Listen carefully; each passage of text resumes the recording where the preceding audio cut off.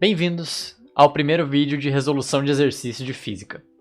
Seguinte, esse aqui eu recebi um tempo atrás e eu simplesmente adorei, porque ele relaciona grandezas que você geralmente não vê relação ou não vê como traduzir de uma coisa para outra, enfim, vocês vão ver. Esse exercício é o seguinte: um bloco de gelo a menos 10 graus Celsius em repouso no espaço é exposto a uma luz constante. O gelo absorve 1% dessa luz e o resto é refletido. Calcule a velocidade do bloco após 10% do gelo ter sido derretido. Eu achei estranho justamente porque ele relaciona a velocidade com energia, com luz e com temperatura e tal, mas depois, quando eu vi a resolução, quando eu vi o jeito de relacionar essas coisas, eu achei muito legal, eu achei que seria interessante mostrar para vocês qual que é o raciocínio envolvido. Vamos lá então, vamos sempre desenhar o nosso querido bloquinho de gelo. Eu sempre gosto de desenhar, mesmo quando o exercício não tem nada a ver com geometria, nem nada assim, você não precisa ver. Eu gosto de visualizar, então vamos desenhar o nosso maravilhoso bloquinho de gelo com luzinha vindo aqui. Luzinha representada por essas flechinhas laranjas ou amarelas aqui, enfim.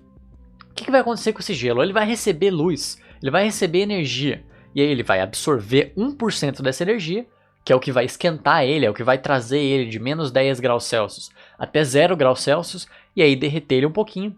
E o resto da energia, 99% da luz que chega nele, vai ser refletido. E é essa reflexão que vai causar o movimento dele. A luz vai bater nele, vai transferir a energia, e no caso energia cinética, energia de movimento. Mas primeiro vamos calcular a energia necessária para derreter 10% do gelo. Essa energia vai ser calculada em duas partes, e a fórmula é essa aqui.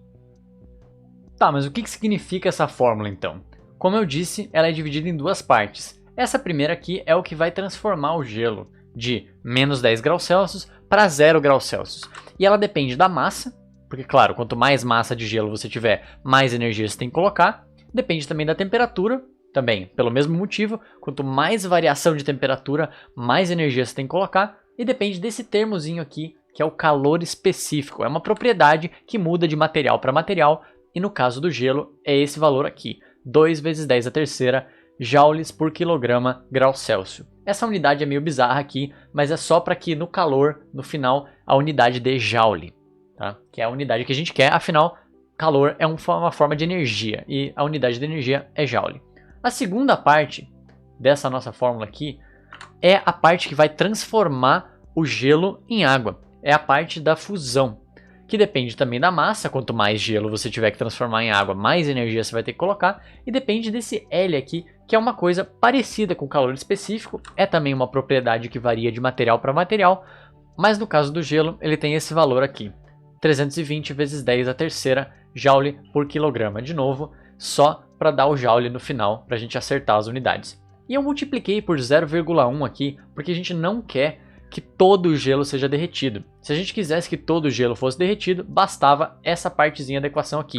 Mas eu precisei multiplicar por 0,1, porque a gente só quer que 10% do gelo seja derretido. Tudo bem, vamos tentar descobrir o que a gente sabe aqui. A gente sabe o M? Não, em nenhum momento a gente soube a massa do gelo, mas tudo bem, a gente não vai precisar saber. Depois ela vai sumir no caminho. E essa variação de temperatura aqui? A variação de temperatura a gente sabe que vai de menos 10 graus Celsius até 0. Então essa variação vai ser 10, ok? Substituindo todos os valores que a gente sabe na fórmula, então, a gente sobra com isso daqui. Repare que eu já fiz a multiplicação de 2 vezes 10 a terceira por 10, para ficar 20 vezes 10 a terceira. E eu já fiz também a multiplicação do 320 por 0,1, para ficar 32 vezes 10 a terceira. Outra coisa que eu fiz foi reparar que a gente tem a massa em um dos termos e a massa no outro dos termos, e eu tirei em evidência para fora aqui. Se a gente fizer essa multiplicação, a gente volta no que a gente tinha lá em cima. A gente tem o resultado então de que esse calor total colocado no gelo pela luz foi M vezes 52 vezes 10 a terceira joules. É um valor meio estranho, porque a gente não tem o valor da massa, então a gente não pode juntar isso num número só, mas tudo bem, é tudo que a gente precisa até agora. Isso aqui é 1% da energia total colocada nesse bloco de gelo. Lembra disso? Que ele absorve só 1% da luz? Então 1% da luz teve isso de energia. O que quer dizer que a energia total vai ser 100 vezes isso, certo? Tudo bem. Só para vocês saberem que a gente está calculando só um pedacinho de energia. O resto da energia vai ser transformado em energia cinética. Vamos calcular então quanto que é 99% dessa energia. Bom, se isso daqui é 1%, quer dizer que 99 vezes isso vai ser 99%. Ó, eu coloquei aqui que a energia refletida vai ser 99 vezes aquela coisa que a gente tinha antes. Mas como é que a gente transforma isso? Como é que a gente transforma essa energia que vem da luz para movimento? Seguinte, a luz ela é composta de fótons, que são pequenas partículazinhas que vêm com uma energia de movimento, certo? Então você pode considerar essa incidência de luz no gelo como várias colisões, tá? Você tem as partículazinhas de luz batendo no gelo e voltando, e eles estão transferindo essa quantidade de movimento ou esse momento linear pro gelo, certo? E como é que você calcula o momento linear de um fóton? E igual a PC. O que isso significa? A energia de um fóton é o seu momento vezes a velocidade da luz. Afinal, os fótons estão na velocidade da luz, né? E no caso, a gente não precisa saber qual que é a energia de cada um dos fótons. É só a gente pegar a energia total da coisa, né? E considerar como sendo vários fótons ao mesmo tempo. Tudo que a gente precisa fazer é agora uma álgebrazinha para deixar o P sozinho, que é a quantidade de movimento total dos fótons, é igual a energia sobre a velocidade da luz. Agora a gente só substitui esse valorzinho que a gente tem aqui e embaixo a gente substitui a velocidade da luz. E agora é só a gente fazer essa divisão. Nosso resultado então é m vezes 1,7 vezes 10 a menos 2 kg metro por segundo, que é a unidade de momento linear. Repare que a gente deixou esse m aqui.